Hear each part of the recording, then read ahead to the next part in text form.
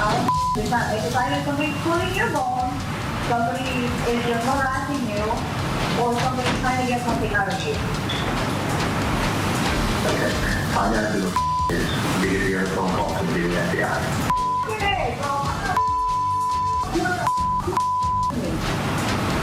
I'm going to call my mom and have my mom call the office.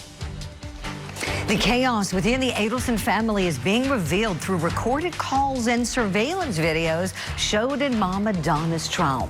So was the undercover extortion the beginning of the end for their alleged criminal plan? And in less than an hour, the jury will be back to hear more testimony from that FBI special agent who's helping the state decode, so to speak, the family conversations. This as the case against Mama Donna rolls on. Plus, closing arguments are set to begin after the Labor Day holiday and rapper Cardi B's civil case. We've got a preview for you of the all-important moments and a look at the Grammy Award winner's courtroom style. It's all coming up next for you right here on Opening Statements.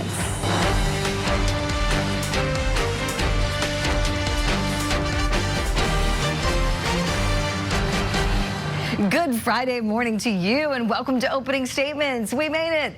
I'm Julie Grant. And boy, it's been a great week and we got a great show ahead to kick off the weekend. So let's start it off as we always do. Grab that cup of coffee. It's time for my opening statement.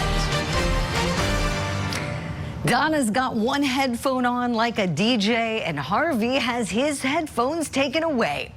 Lots of listening device drama going on in the Adelson trial. So in addition to those two making the trial watchers talk, the case evidence presented Thursday had a listening theme as well. The jury got to see some surveillance videos and listen to some phone calls from wiretaps that arguably tie Mama Donna to that sinister murder-for-hire plot that took the life of her former son-in-law, Danny Markel. I'll tell you what, my friends, the bump worked. It got the Adelsons squirming and talking. And when you think about the time frame, think about this. Danny Markel's murdered in the summer of 2014. The bump doesn't happen until spring of 2016. Makes me wonder, weren't the Adelsons nervous during those 2 years? Or were they able to just put the murder out of their minds and just move on with their lives? I wonder, don't you? Just like many of you were wondering why DJ Donna had one headphone on. Well, I have no idea. I know she's not spinning club music. My best guess is that she wants to be able to whisper and talk to her attorney, so without having to take off the whole entire headset, she can do that easily if one is flipped the wrong way. My best guess. So, as for Harvey, it's clear that Harvey broke the rules. He brought into the courtroom headphones. You're not supposed to do that. Very strict rules with different media devices. So the deputy took them away, as we saw. And I think Harvey learned his lesson. But my friends, it seems to me that the biggest lesson that everybody can learn from the Adelson's surveillance experience is that no matter how careful you think you're being in speaking in your own little code, you're going to sound really foolish when the wiretap is used against you in court. That's my opening statement. Let me know if you like it. Right now, it's time for your daily docket. The state of Florida versus Lawrence Doherty, case number 2022, CF 5250. Verdict as to count 1. We, the jury, find the defendant guilty of second-degree murder as charged in the information. It's an all-Florida daily docket today, my friends. So here we go. We've got sentencing for Lawrence Doherty starting at 11 a.m. Eastern time. He was convicted in the fatal shooting of former Orlando Magic player Adrian Payne. In Tampa, we've got a pretrial detention hearing for defendant Alicia Andrews. She's charged with first-degree murder and conspiracy for her alleged role in the ambush shooting of rapper Julio Fulio. That's going to start up at 3 p.m. And in Tallahassee, you guessed it, the state's case continues in the murder trial for Mama Donna Adelson. Testimony set to start this morning at 9 a.m. Eastern. We'll go in there live as soon as it begins. So let's dig in a little bit more to the matriarch murder mastermind case. We have an FBI special agent named Pat Sanford returning to the stand for his third day on direct examination. Just direct, 3 days, okay? This agent's presenting tons of recorded calls and surveillance videos that arguably tie Mama Donna to the murder-for-hire plot of her former son-in-law, Danny Markel. Court TV's Julia Janae is on the ground and has more from Tallahassee. Good morning, Julie. We are here waiting for day 6 of testimony to start in the Leon County Courthouse. And I got to tell you, out of all of the trials that we cover on Court TV, there's not too many that have this elaborate an investigation with evidence in court, like distance lens surveillance photos of unsuspecting people and hidden cameras in a mesh bag at a restaurant and wiretaps that recorded hours upon hours of conversation. But that's all on display inside of this courtroom in the case against Donna Adelson. Now, the jurors inside, they have their own set of headphones, their own monitor to listen to these calls like this one of Donna calling back an undercover agent who pretended to be a blackmailing gang member who threatened to expose the Adelsons if not given money. I am out of the loop. It is not me. My brother in jail, we were in Broward together. He told me the whole thing, and he hasn't been taken care of. All that's being asked for is $5K. That's all we're asking for is for $5K. And he told me everything, and I know everything. I know who's involved. I know I lost my ex-son-in-law. I did not have anything to do with it. Meanwhile, in this gallery that's packed with trial watchers, we see Dan Markel's father, Phil Markel, listening along to all of this. This is the 4th trial his family has had to sit through. And opposite from him on the other side is Donna's husband, Harvey. He waits every day until everyone has left the courtroom, making sure that he locks eyes lovingly with his wife, who is on trial for Markel's murder. Julie, back to you. All right, thanks to Julia Janae for that early report. Now, Special Agent Sanford is expected to be on the stand for most of today with one other witness on deck for the state. Maybe it's Charlie, maybe it's not, who knows?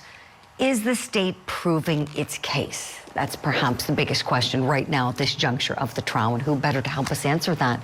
A judge that you know and love. He's the retired chief judge who presided over the Casey Anthony trial, the Honorable Belvin Perry. He's in private practice now, so really want to tap into his lawyer brain in addition to his judge brain as we go through some of these questions about the Adelsons. Judge Perry, great to see you. Good morning, Julie. Good morning. Okay, so would you talk to us, please, about how well or not well you think the state of Florida is doing in proving this case against Donna Adelson? Okay, the state is basically putting on what I call a jigsaw murder case. They're putting the various pieces together in this big puzzle. But at this time, they've laid an interesting foundation. The question is whether or not they're going to be able to prove that this death was caused by the criminal act of Donna Adelson. So far, you got a lot of smoke, you got a lot of suspicions. That evidence is not there yet. Hopefully, they will get there. They're going to also have to show whether or not her actions or a series of actions caused the death of the victim in this particular case. So at this point, it's interesting. They're putting the building blocks together, but in my estimation, they have a long way to go. Oh, appreciate that, Judge. Let me play a clip for you. These are pieces of evidence we're about to share this morning that we saw in Charlie's trial, that we're seeing again in Donna's trial, and we have the benefit of the transcription from Charlie's case. So same piece of evidence where she's calling the undercover agent. We know she gets tangled up in this web where Charlie called it an extortion plot in his trial, but nonetheless, Donna's nervous, we know. And here she calls this undercover agent to explain herself. Let's watch. You approached me on Alton Road. You handed me an article from the newspaper about my ex-son-in-law. You told me I need to call you and help your friend who was in prison. Now, at the time you did that, I didn't understand what you were talking about. I didn't call you back. Then you mailed me a threatening letter. Then you send me a text message to my phone that says I'm not taking you seriously. So I am taking you seriously. I just think instead of asking me, you should get the money from the police. There's a lot of money out there, and I know if you think you know who this is, then go ahead and do it, because I know it isn't me. I know it isn't me. And I can't take this kind of level of stress. I just can't. I know I didn't do anything. You talk to people, you talk to the right people, you talk to people, you make this 5K come to me. That's all I need. Just do it and get it to me. Do it and get it to me. I'll call you Bye. back. Oh, okay. Judge Perry, who do you think this piece of evidence helps more, Donna or the state of Florida? I think it helps both to a certain extent. Number one, why is she talking to this guy and continuing this type of conversation? On the other hand, she denies any involvement, which leaves the door open for her to say that there's some type of extortion plan in this particular case against someone else. Maybe her daughter, maybe her other son. But without more, it's not concrete evidence that she was involved either in the murder or the solicitation or the conspiracy to commit murder. So far, it doesn't show any agreement. It doesn't show any encouragement. It may show a cover-up of something, but covering up what? Great points, Judge. Let me ask you about something else that would be the judge's decision on this case, and want to know what decision you would make if presented with this. The one-way ticket to Vietnam that we know that Donna purchased, and she was shocked at the warrant being issued for the arrest. We've seen those clips again and again where she's in the patrol car and surprised, and she says she was going there because she thinks it's a place of peace and looking to get some peace, and we know it's a non-extradition country with us here in the U.S. So if the prosecution asks you, Judge, for the flight as consciousness of guilt instruction on this one, do you give it on these facts? Absolutely yes. It would be up to the jury to determine whether or not how they want to interpret it, but it is evidence of flight. Mm-hmm. And the state, it's a wonderful instruction, isn't it, if you're on the side of the prosecution? It's a really, really helpful instruction. And perhaps one of the most things that will be helpful, one of the things that will be the most helpful, I mean to say, in this case, as you noted, because it's messy with Mama Donna. As you said, they're putting the pieces of the puzzle together, and that's at least one very clear big piece, but they've got to get there first with the other elements. Judge, any advice for these attorneys, you know, if you could tell them at this point, you know, I always feel like when we watch trials as attorneys, we think of, oh, how would we do it differently? Is there anything you would do differently if you're the state of Florida? So far, I'm satisfied with the presentation by the state of Florida. They are basically laying the foundation. Hopefully, they will be able to put on more evidence to build upon this and connect all the pieces to show that she was actually involved. But as the folks would say, stay tuned. The case is a long way from being over. Judge Belvin Perry, you are the best. Thank you so much for making time for us this morning. We'll look forward to seeing you again soon. Have a great holiday weekend. All right. Same to you. Thank you.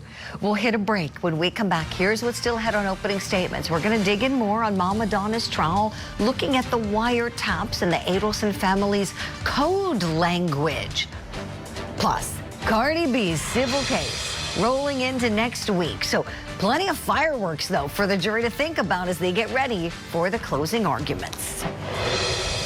And if you wanted to scratch or cut her face with your right hand or your left hand, if you wanted to do it, you could have done it, correct? But You're I not didn't. disabled. But I didn't because I had a baby inside me. How did she know? Time out.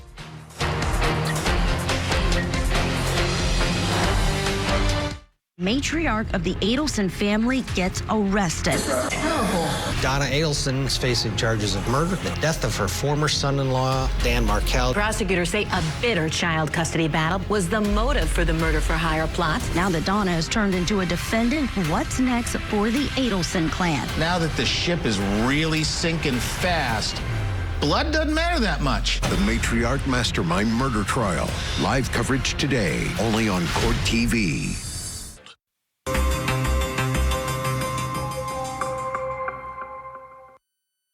I was looking at her face, but I wasn't looking like, she got a pimple on her face? No, I wasn't looking at her details or anything. Oh, Cardi B on trial in a civil courtroom in California. Welcome back to Opening Statements. So we know that they're on a little pause for the holiday break while we're all on pause, and people still talking about her testimony a lot this morning. So Cardi B is being sued for $24 million by a security guard who is claiming that the rapper scratched and injured her face. Now, Cardi B disputes it, and she did not disappoint on the stand. Take a look at some of her most memorable moments. I feel like when I got sued, I was like, when I got sued, I was like, oh, I know I didn't touch her. Like, it's like, look for the cameras, because they'll tell you. I personally feel like if there's no physical touch, there is no incident. There was a verbal altercation. If you think that that's an incident, a verbal altercation, then it's an incident for you. Oh, yeah. She also was saying, like, because I don't give a who you are. I don't give a who you are. And why were you concerned? Because I'm pregnant, and this girl's about to beat my ass. Hello? She told me, when I told her, why are you recording me? She said, oh, my bad.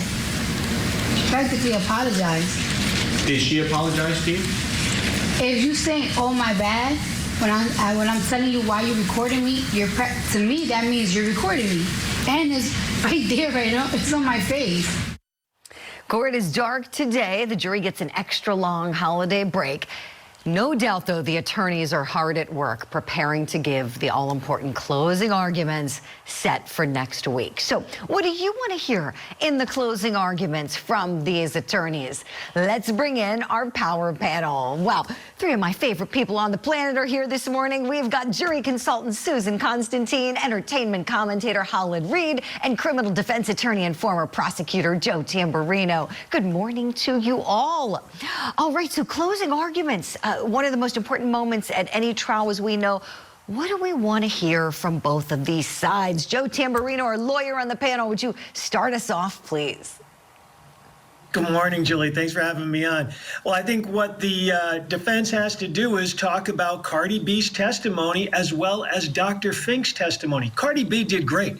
I mean, the thing that every juror wants to know is this person telling the truth? Are they sincere? Are they being themselves? And there was absolutely no doubt that Cardi B was being herself. She was entertaining. She talked directly at the jury. She was very matter of fact. I loved her different changes of style and hair. I think she came across great. She looked very sincere. And then you buttress that with her doctor's testimony. I think Dr. Fink did a great job. I think this is a complete win for the defense. I'm still shocked that it went this far. But anyway, that's what I would do. Focus on Cardi B. Right, Joe. I'm with you. I'm stunned as well. This made it to trial. Holland Reed, tell me, if you put yourself in the shoes of one of the members of that jury, what are you going to want to hear from each of these sides? I think we've heard everything we needed to hear from each side. Cardi B did not come in fake. She came in authentic, which I think bodes well in her favor. She didn't dumb herself down. She came in exactly what we know her to be. She was no nonsense. She didn't try to swindle the jury or swindle anybody. She came in exactly who she is, profanity and all. And profanity does not equal guilt. So all of her, of the antics and her sarcasm, I think played well in her favor because she did not come in trying to be someone else. She came in being authentic. The other side, I don't even know why this is a case. There is no there there. I said that yesterday, and I stand on that point. Right. No, I know you do, and I'm with you on that. Susan Constantine, last but not least, certainly of this question. So I want to ask you, let's say you're advising, because as a jury consultant, you advise attorneys all the time. What would be your best pieces of advice to each side as they get ready to close? Well, they're going to be pointing out each other's weaknesses. They're going to be pointing out issues where they can actually, what I say is, there's a word I'm trying to describe, and I'm kind of off my kilter here, is that I just think that you need to kind of break through some of the loopholes. I don't think that they're really going to have anything here. And to both my colleagues' points, I've listened to the entire trial. I just don't see it. So, you know, when you're thinking about what are you going to say, you've got to find out, you know, what areas were they weak? Where were they strong? And then you've got to really, you know, get strong inside there and just really reveal that. But what do they really have? Because I watched the video over and over again, and her demeanor and everything she's saying is right on point. You know, as you know, Julie, I'll call it out. I don't see it. So that's what I would say for the defense, is that she was herself. She was authentic. She was telling you the truth. Yes, she is, you know, she's very flamboyant. Yes, she, you know, lost, you know, she had an altercation. So what? That's where I would go with it. Yes, yes. And you heard it from the expert, my friends at home. Susan's also a body language expert in addition to being a jury consultant. Yeah, watching her closely, I felt she was so authentic up there. And what more can you ask for, really, if you're her side? I think they would have to be very pleased at what she did on the witness stand. So let's talk some more about the optics. Now, we know Cardi B is very entertaining. One of my favorite moments was when she made pretty much the whole courtroom laugh. Take a look at this. When I'm talking to you now, are we having a verbal altercation? We having, I'll say, a debate. And we're debating about whether you assaulted and battered Miss Imani Ellis, correct? It's no, I guess so, but I didn't touch her. Okay. In addition to owning defense counsel when she was on the, or plaintiff's counsel, I should say, it was plaintiff's counsel, her opposing side's counsel. She also served up some really gorgeous courtroom looks, very different looks every day as well. So let's talk about the expectations for the jury and whether the optics matter with her appearance. Susan Constantine, you know, I want to start with you on this one, my friend. Your thoughts, please. Yes. We know, Julie, if this were a different type of case, you know me, I'm totally into pastels, right? This is not that case, okay? She's coming in as an entertainer. I think that those jurors, when they walk in, they're going, I can't wait to see what she's wearing tomorrow. Let's look at her makeup. They're probably talking about her makeup tips in the back area. but anyway, humor goes a long way. And when you're looking at her facial expressions, they actually mirror exactly what she's thinking and feeling. So that authenticity and the way that it's synchronized and those movements are all in the duration of those emotions are all in sync. So I found her to be quite charming. I enjoyed watching it, and I was just as entertained as everybody else was, especially, I'm sure, that the jury is too. Yes, Susan. Holland, tell me, what did you think of the beautiful looks that Cardi B was serving up for the jury?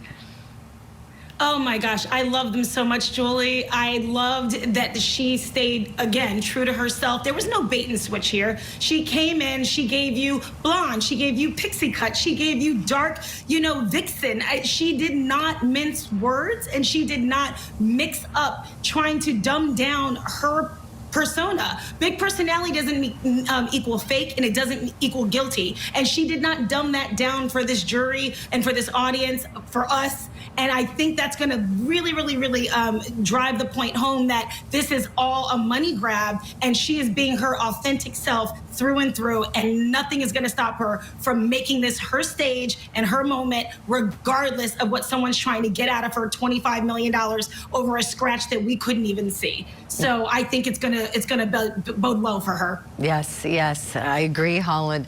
Joe Tamburino, would you take us home? Being a trial attorney, you know, the jurors, they notice everything, don't they? I'm sure over the years you've talked to them, they probably told you things that they notice. They like your shoes, your suit. What do you think they may be thinking with her looks? Well, I think she's got a great team. I mean, first of all, she's a very attractive woman. There is just no doubt about that. Always has been.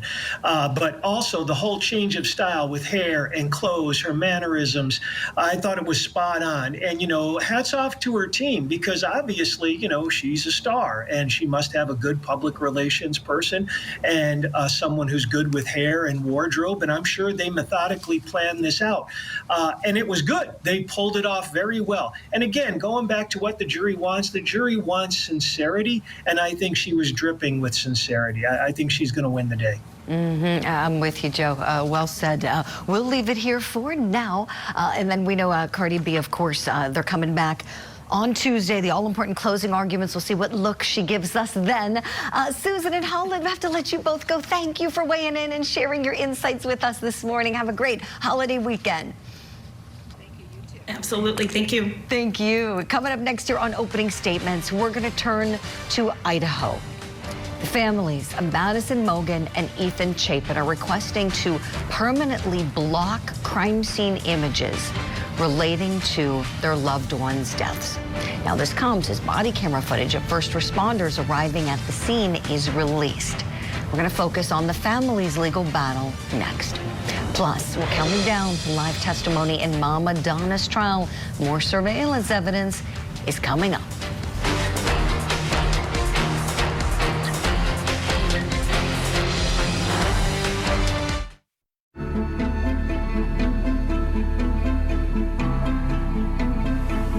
Welcome back. Long after Brian Koberger has been locked up, the victims' families are still fighting for their loved ones, even in death. This morning, we're being a voice for those victims as the families of Madison Mogen and Ethan Chapin are requesting a permanent injunction preventing the city of Moscow from releasing any more of the documents relating to the murders. I wish to emphasize is that blurring is not redacting. Your Honor has in the record, for example, in the testimony of Stacy Chapin, how incredibly harmful and emotionally damaging it is for her to see images of her son and the other murder victims that are in these images that were released and that may be released. Now, the judge says she will take the arguments under advisement and extend the temporary order blocking the release of any additional information until her ruling is made. So for these families, the issue is privacy. They want to protect their children's privacy, understandably so. This was so gruesome, what has occurred here. The city's position is that we're compassionate and understand that these victims' family members are upset, but by law, the public has a right to know. So we're stuck. We either don't release them and we get sued, or we release them and these families are upset. So what would be the best resolution to this? Let's bring in our legal eagles. Still with me, Attorney Joe Tamburino. I want to welcome in now Attorney David Bruno. David, let me start with you on this, please. What do you think would be the best resolution that the court should come down with here? Yeah, well, what's applicable here in Idaho is the Court Rule 32I, and it balances between the public access and the privacy interests, and it gives the court the inherent power and broad discretion to seal this up even after the case has been decided. And that's where the court has to look to these compelling reasons, right? And if you want to add compelling reasons or make arguments, this is it. This is the case where family members have to endure the continued reporting and images and learning about this traumatic death of their children. So it's the best case scenario for the city. I understand the city wants to be above board and not be sued either way from the public or the victims. And now the city is going to get the clarity it needs from the court because the victims brought this. And I think the court's going to err on the side of privacy interests on this one just because of the facts as we know it and the brutal killings and what these images and these body cams will likely show should they be released. So the court has the power. It gives them the inherent power with compelling reasons, and then the city's just going to hide behind the order and say, this has been decided by the court. David, thank you. Joe, let me ask you, please, which side do you think has the stronger argument here and why? Well, the city has the stronger argument because under the law, the records have to be released. However, they can be redacted and blurred. I mean, there's no great answer to this situation. And if the district court judge does seal these records, prevent them from being released, there should be an appeal. And believe me, I'm not saying that this information should get out there, but Julie, especially working in the media, you're an excellent journalist. You must have transparency.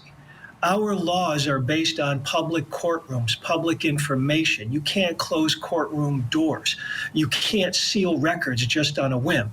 Now, David brings up some good points because this was horrific murders. Absolutely. But you just can't keep everything from the public. So yes, there should be redactions. Yes, there should be blurred out faces and people.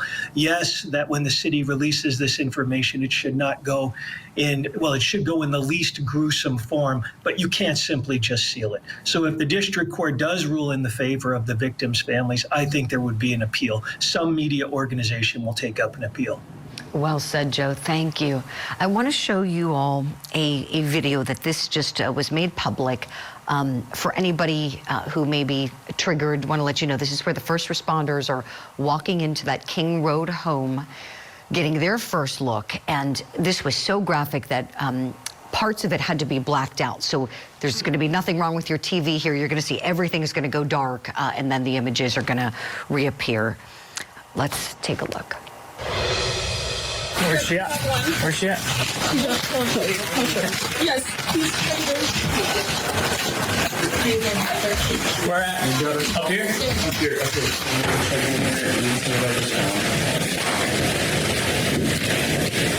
And I checked to see if she was breathing, if she's... And I didn't check her yet, but I'm pretty sure... 13.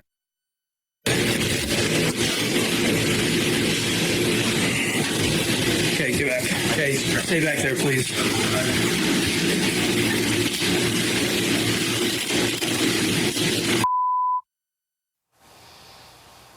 Can you imagine having to see that? Ooh.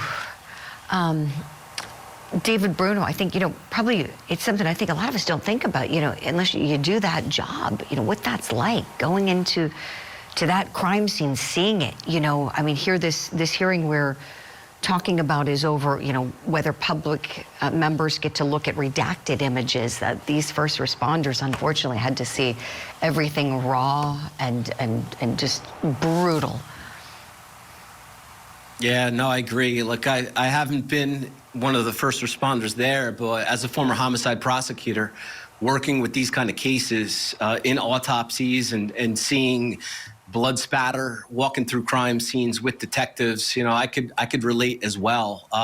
It's a job that has to be done, unfortunately, though. This is a technology boom as well, Julie. I think it's important to bring up that, these legal standards have to adapt as well to the times. And when you have these mandatory body cam mandates for police and the technology that's available to document things more graphic than it ever has, there has to be those sort of moving targets in our law. And again, I think, and I'm not frequently, Joe and I are on the same page on this, but I'll take the victim's position on this. This is just egregious. And that is what that court rule in Idaho specifically gives the district court the authority to do, is seal. And we're not sealing the whole record.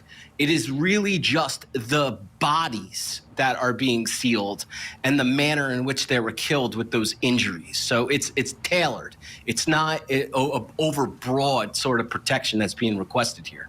I appreciate that, David. Good points. Let's take a listen together to the government's response here, the attorney who represents the city of Moscow, some of what he said to the court on Thursday.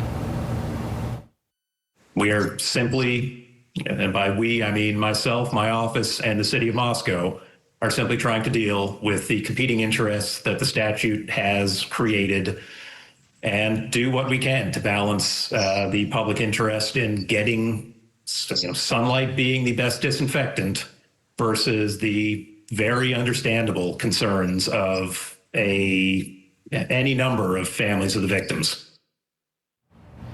You know, there was one thing he said I really liked, Joe. He said, you know, if I could, you know, throw these images up into the sun, something I'm paraphrasing, but he would love to get rid of them if he could, if that were the law. Is it kind of an impossible position the city is finding themselves in here? Well, it's a very difficult position because, you know, the situation is this. When you deal with a government entity, you're dealing with freedom of speech, freedom of information, the public's right to know, the legal process should be open to everyone, and specific laws, and all states have them. That is, when a case is being investigated, of course it's confidential. You don't want anything leaked out because it's being investigated. But when a case is over, again, this is our public system. Yes, material should be released. Again, redacted, absolutely redacted. You can't have, you know, these gruesome type of things just hanging out there. But it becomes a slippery slope when in one case you say, you know, this was so bad that we just have to seal it all. Because I guarantee 6 months from now, a year from now, there will be some other case, unfortunately. And they will say, well, we want these sealed.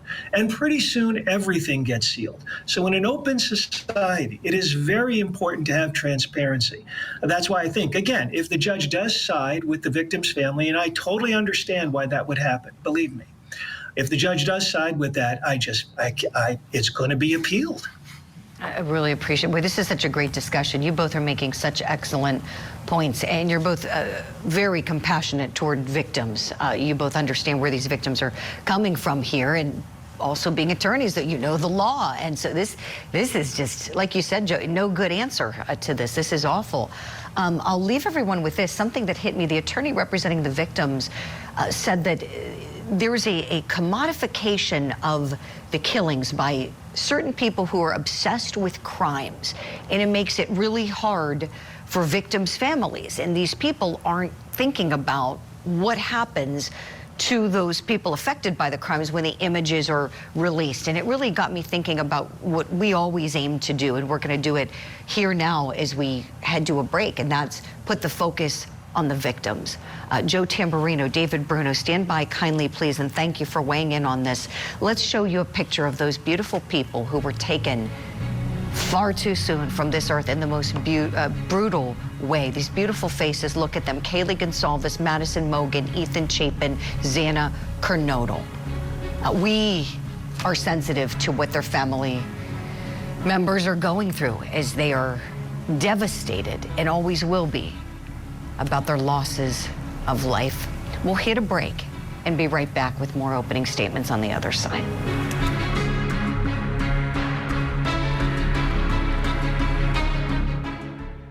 Coming soon to Court TV. A Microsoft executive gunned down. Now his ex and her new husband are charged with his murder. Brian Walsh, accused of murdering his wife, Anna. It's very disturbing, very heart-wrenching. A social media sensation, now a suspected killer. Why do you have something against me? She wrote a children's book about her husband's death. Now she's accused of killing him. The high-stakes trials you don't want to miss. Coming soon, only on Court TV.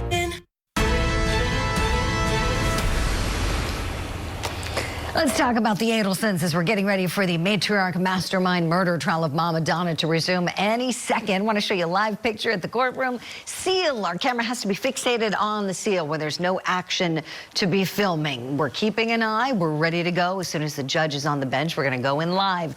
In the meantime, let's talk about the Adelsons speaking in code. We've got the recorded calls and surveillance videos. Mama Donna and company have their own little language they're using. Investigators say it is a giant red flag. Donna calls Charlie after the bump when she's approached by an undercover agent. Take a listen. I got some paperwork hand delivered to you. You're being sued? No, that's what I thought it was, but I'm going to talk to you. Or maybe take me out for dinner, so make sure you bring cash with you. All right. She said she's going to make him take her out to dinner, bring the cash, right? So we got paperwork hand delivered. I'll make you take me out to dinner, so make sure you bring the cash. They're not obvious, are they? Let's decode the criminal talk with two outstanding criminal defense attorneys. They've also been prosecutors too, Joe Tamburino and David Bruno. All right, thoughts on some of what we heard in those wiretaps? Joe, what do you think? Is the Adelson family fooling anybody? No, they're not fooling anybody. I mean, you know, they must have watched too many crime dramas throughout the years. This whole thing, like, remember, in part of it, it was, well, you got $5,000 for a TV. Really? I mean, $5,000 for a TV? Wow. Must be some TV. So, no, they're not fooling anybody. But, you know, in this case, I got to say, I mean, there's no actual, you know, direct evidence that Donna was part of it. However, there's a lot of smoke. There's a lot of talking in code. There's a lot of things that look extremely suspicious. So, you know, I think things don't look good for Ms. Adelson, but this code business, no, they're not fooling anybody. Appreciate it, Joe. We're showing some live pictures of the judge. He's moving about the courtroom. We saw him in the well, and then he just went up to the bench. So we're waiting. Looks like they're not quite ready to go just yet. David Bruno, tell me, what did you think when you heard all the recorded talk played in the courtroom for the jury? Problematic for Donna because on the street with the agent, she is very clear. I don't know what's happening. I don't know what's going on. It's not me, this and that. And then you see a different line of communication with her son. So one in and of itself wouldn't be as powerful as the contrast between the two communications. That's number one. The state also has two, I think, very, very important pieces of circumstantial evidence, which is the financial transactions, which is Donna signing the checks that ultimately go to the co-conspirators, and then also her flight, that consciousness of guilt, as well as the communications about the flight and leaving on the recordings. So if I were the prosecutor, I would use those two things as my bricks, my financial documents and also the flight, and then the circumstantial evidence. And what a thorough investigation as well, with wiretaps, with surveillance, with zoomed in lenses, cameras and mesh bags. I mean, they really have it all on a very difficult case. This is a tough case for prosecutors circumstantially, but on top of those two bricks that I laid out with these other recordings, they're at least doing what they need to do. Right, David. Yeah, it's a challenging case. Certainly, it's not easy, as you both know, having been prosecutors. Joe, do you think they can make the link if they're able to call it out and say, look, these people are rich people that didn't want to get their hands dirty, and so that's why we don't literally have blood on their hands. But if you look at all these suspicious things, you can see what was happening. Do you think they're going to be able to meet their burden, Joe? Yes, I think they will. And, you know, David mentioned about circumstantial evidence. That's true. I mean, this case is all circumstantial evidence against Ms. Adelson. However, in every state, there is a law, there is an instruction that is given to a jury. And basically what it says in a matter of words is that even though it's circumstantial evidence, you can give it as much weight as direct evidence. So that means that a person can be convicted on circumstantial evidence. It's up to the jury whether or not the state met its burden of proof beyond a reasonable doubt. And I think in this case, the state can prove that. Thank you so much for saying that, Joe Tamburino. One of my pet peeves is when people go, oh, it's a circumstantial case. And I'm going, have you tried one? Do you know sometimes how good circumstantial evidence can be? It doesn't mean your case is sunk. No, that's just one of those television expressions. All right, here's what we're going to do. We're going to hit a break. Joe, you're coming with us to Court TV Live. David Bruno, you got to go off to court. Thank you so much. We'll see you next Friday. That's all for opening statements, friends. Watch the episode again. Tell your friends about it. We're here every weekday morning to get you all ready for the big day ahead on Court TV Live.